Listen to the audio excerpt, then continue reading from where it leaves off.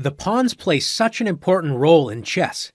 Pawns, when working together, help us both attack and defend. The way the pawns are placed also help direct us like road signs. They tell us where to go and how to handle a position. We're going to look at three main types of positions: open, closed, and semi-open positions. If there aren't a lot of pawns in the center, the position has open files and diagonals. They can be used like open roads for your pieces to travel all over the board.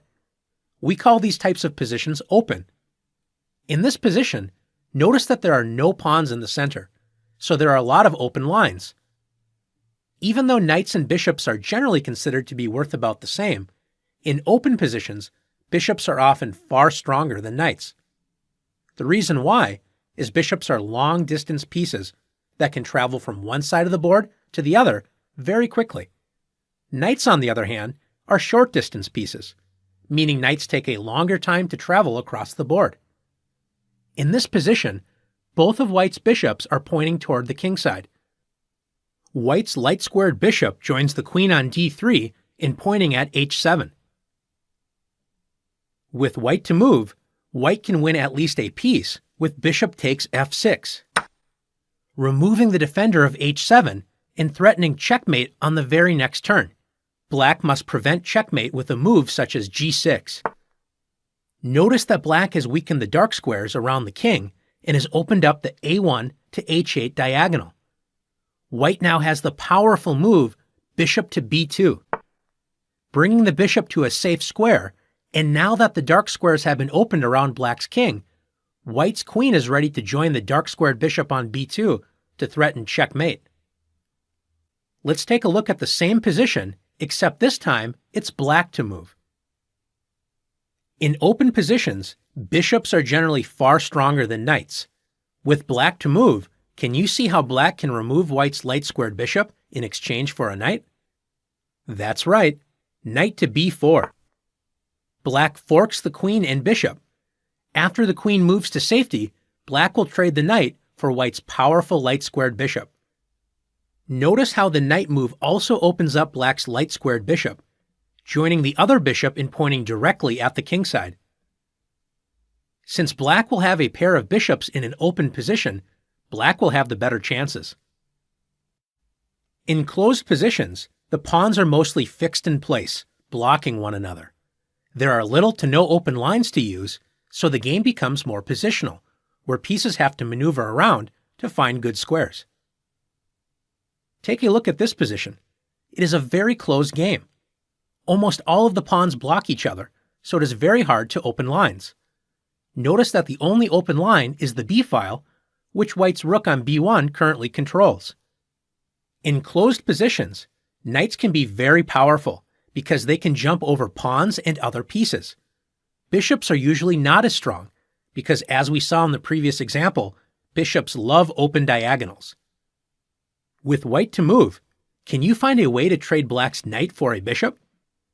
That's right, with bishop to b5.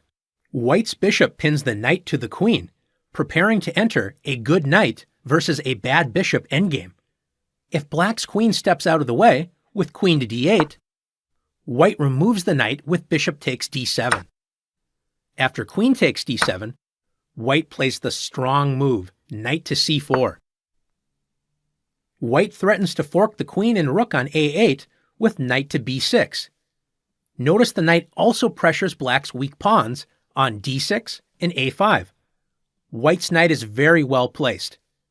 Notice how black's bishop is passively blocked behind its own pawns. Let's say that black plays rook to a6, preventing the knight fork and still protecting the weak a5 pawn. White will build more pressure on a5 by playing rook to b5, threatening to win the a5 pawn on the next turn. Black plays queen to c7, protecting the pawn and also preparing rook to b8 to fight for the open b-file. Can you find white's next move that completely controls the b-file and brings another piece to the queen side? That's right, rook f to b1. White completely dominates the b-file. White is ready to play rook b7 on the next turn, invading black's territory. Black's passive pieces are no match for White's active forces. The third type of position is semi-open, which is somewhere in the middle of an open and closed game. In this position, there is only one file open, so this position looks mostly closed. Notice the tension between White's pawn on d4 and Black's pawn on c5. With Black to move, Black can decide to make the position a more open game with c takes d4, opening up at least part of the c file for Black's rook to enjoy. If White plays c takes d4, Black can play rook to c7, preparing to double the rooks on the newly opened c file and complete development with rook f to c8 on the next move. After c takes d4, if White decides to play knight takes d4, trying to keep the c file closed, notice that White no longer has a pawn on d4 controlling e5 and c5.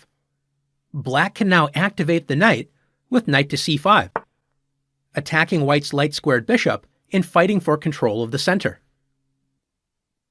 Instead of opening up the position, Black can decide to keep the position mostly closed with c4, attacking White's bishop on d3 and blocking the c-file. This type of position will see a lot of piece maneuvering, with both sides trying to find good squares for their pieces and looking for weaknesses to attack. Finally, Black can also keep things unclear by playing rook f to e8, fighting for the only open file and keeping options available to open or close the position later.